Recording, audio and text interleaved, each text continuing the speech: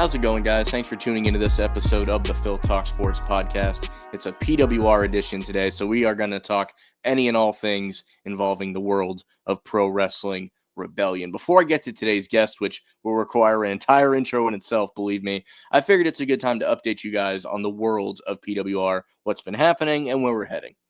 So the biggest headline coming out of our show last month is the crowning of our first ever PWR Tag Team Champions. That was won by Jeff Yeager, Clayton Cross, known as Unnatural Causes. They were able to outlast Big Deal and the House of Spades in a three-way ladder match. And if you haven't seen that yet, you're going to want to. It's on the PWR YouTube channel, so go ahead and check that out when you can. Hats off to those guys. Congrats on the first ever PWR Tag Team Champions. And in the history didn't stop there for that show. We had our first ever women's match on that show. JC Black took on BB Speed Demon in another match you're going to want to check out on our YouTube channel. Looking ahead to June, which is when our next show is, it'll be June 28th at Obie's Bar and Lounge, the home of PWR, the proud home of PWR.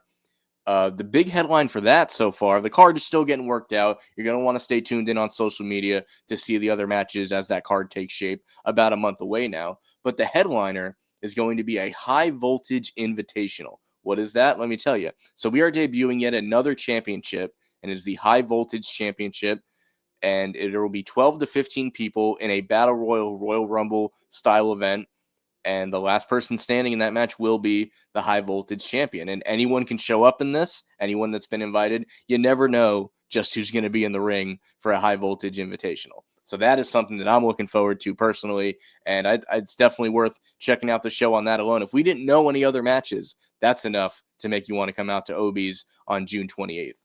Now, I got to get to... Oh, sorry, hang on. Firewall breached? I didn't know I have a Mac. Why would I have a firewall?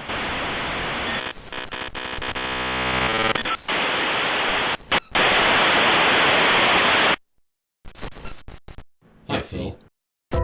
1,000 apologies for interrupting your fine broadcast. I saw that you'd forgotten to update your firewall software, and well, I just couldn't help myself. It has come to my attention that at PWR Ascension, they're hosting a certain over-the-top rope royal tumble type dealio. One victor, many victims. And Phil, you know me, I love victims. That being said, I'd like to hereby officially invite myself to the PWR High Voltage Invitational, Saturday, June 28th at Obie's Restaurant and Lounge in DeLand, Florida.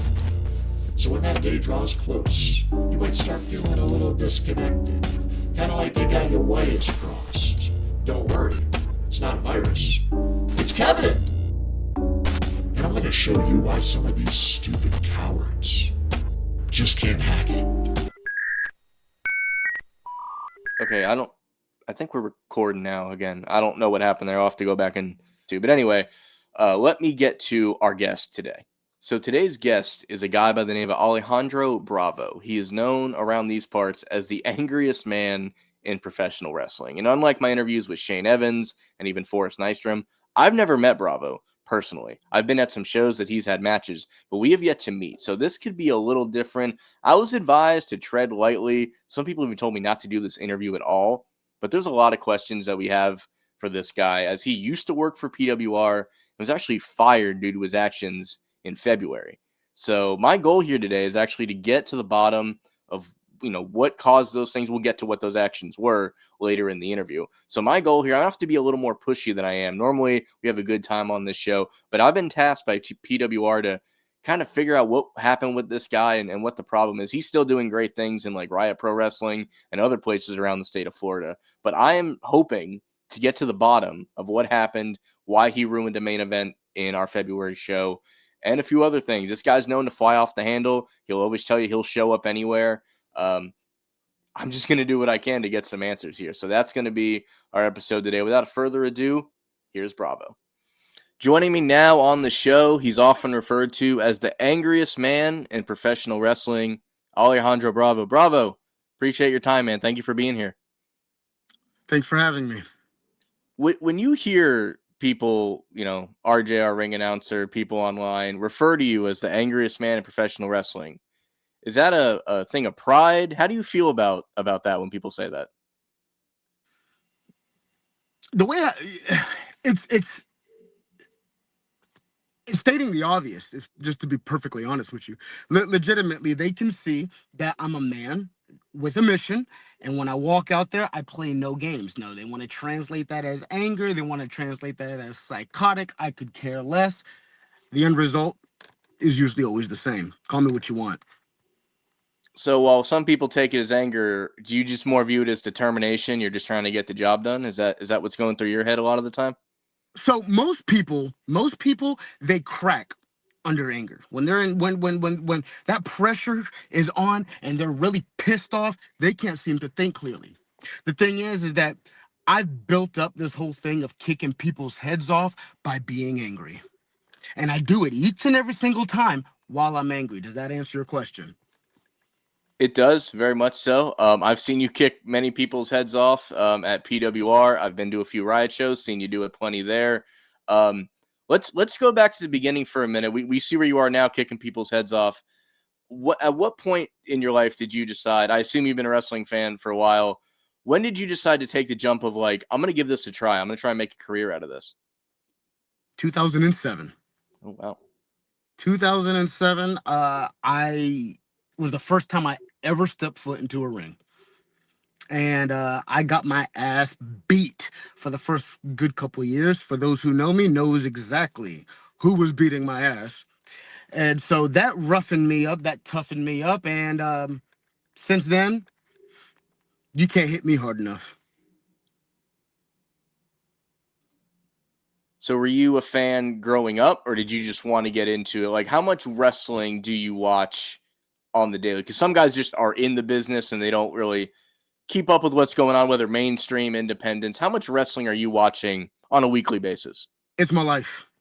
Okay. It's my life. That's all I think about. It consumes my life. Ask me my favorite sports team. I was going to get there. So yeah, this show is Phil Talk Sports. So we're not talking wrestling. We do talk sports. Who I see you either live or are from Jacksonville. Are you a Jags fan by chance? Nope. I'm not a Uh, football fan. I'm not a basketball fan. I'm not a hockey fan. I'm not a shot put fan. No. so like Wrestling. when you wear like Wrestling engulfs my life. so when you wear like the Jordan shirt, that's just like a fashion thing, right? You're not into basketball, is what I'm getting. That is correct. All I right. wear J's all the time. I don't play basketball. Okay. Why do I you mean, I'll think that kick is though? somebody's head off with these J's. That's true.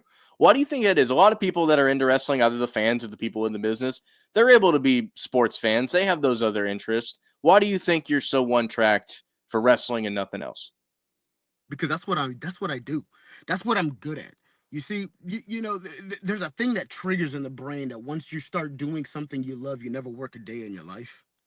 You know, now you see a lot of these guys that have their eyes and there are all these big fans and all these different things. See, that's a mind that's scattered all over the place, not me. I focus on what I need to do. I focus on the industry that's going to make me successful, which has made me successful, which has brought me to this exact point right now. Why change? For what? Yeah, that's a great point. If you did have to play a sport, what's another thing you think you'd excel at though outside of wrestling? If you Hockey, had because they to. allow you to fight. Hey, can't argue with that at all. Doing this since 2006, like you said, 2007, excuse 7. me, 2007, my fault. You watch a lot of wrestling and consumes your life. Who are some guys, either modern, back in the day, even guys now that you look to not emulate but draw inspiration from? I always use the example. A lot of guys like Jeff Hardy. People don't try to wrestle like Jeff Hardy. Who are guys that you take inspiration from, either early on in your career and even now? Early on in my career, and even now, there's one of my biggest inspirations is Triple H. And that is for his psychology.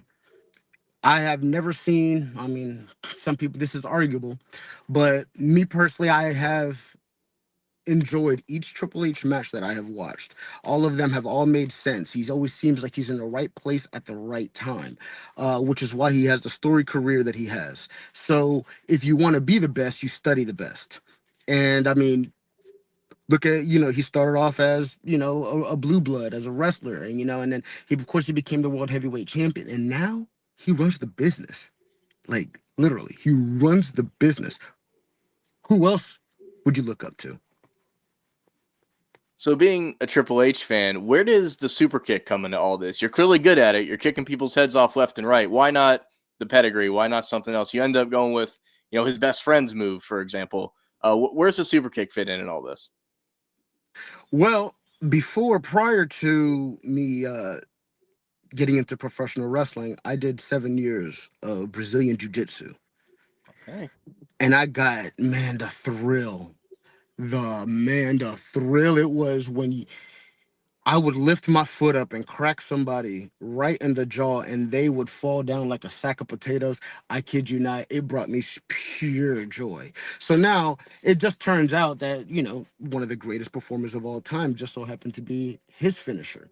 And I drew a lot of inspiration from that as well, especially from the ways that he's able to hit it out of nowhere, especially the ways that he's able to use psychology and work it in a way where everybody knows, even if you are not a wrestling fan, they know that when that kick connects, it is done. Now, we fast forward to modern days and you see everybody nowadays throwing a super kick, super kick, super kick, super kick, super kick. I guarantee you this. If I kick you and I hit you with a super kick, we're not going to the next spot.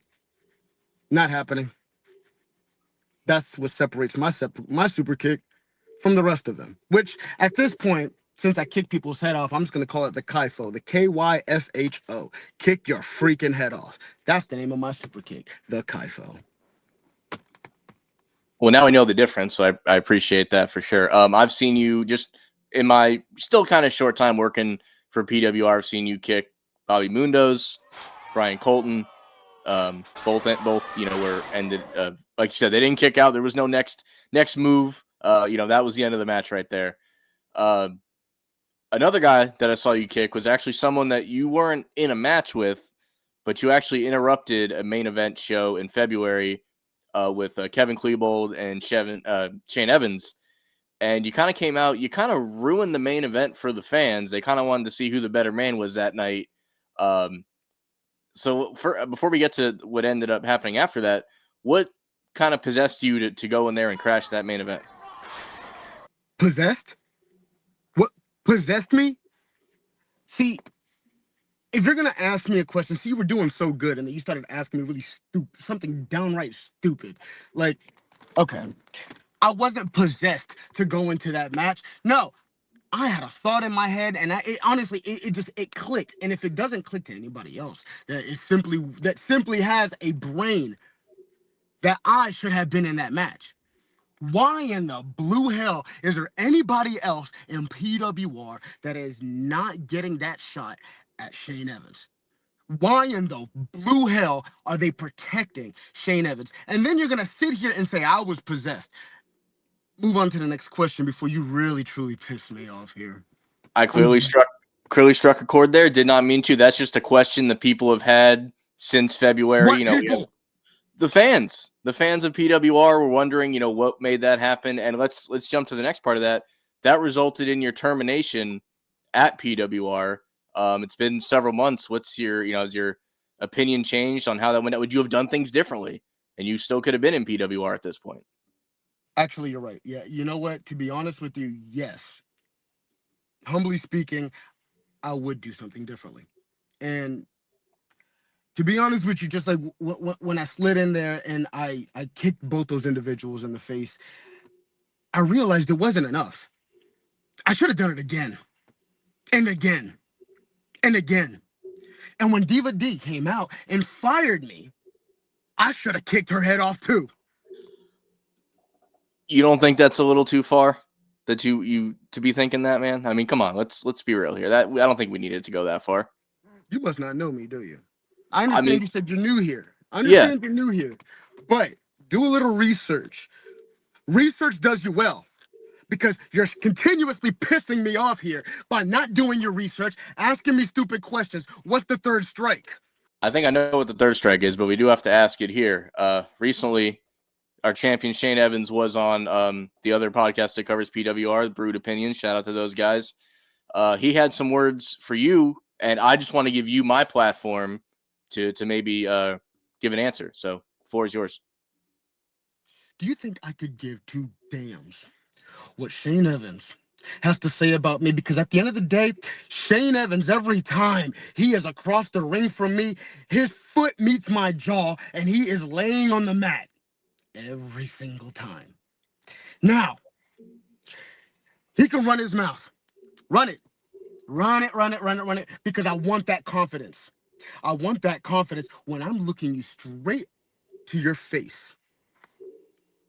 Because you pissed me off. I promise you, not only will I kick your head right off, but I'll slap you around a couple times just to make sure you know I'm there. So be careful who you're calling out.